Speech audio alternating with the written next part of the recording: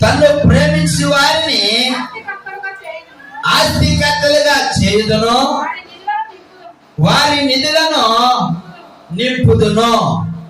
ఎవరి నిధులట? అమ్మ చెప్పండి, ఎవరి నిధులు నింపుతాడట? ఎవరైతే ఆయనను ప్రేమిస్తారో, ప్రేమించినట్టు నటించేవారు కాదు, ఎవరైతే ఆయనను ప్రేమిస్తారో, ప్రేమించే వారిని ఎలా చేస్తాడో మొట్టమొదట ఆస్తికి కర్తలుగా చేస్తాడు. అంటే నువ్వు పేదవాడిగా ఒక పేద స్థితిలో నీ ఉండిపోవడం ఆయనకి ఇష్టం కాదు.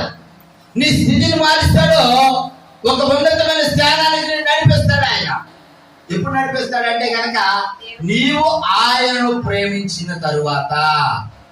దేవునికి స్తోత్రం.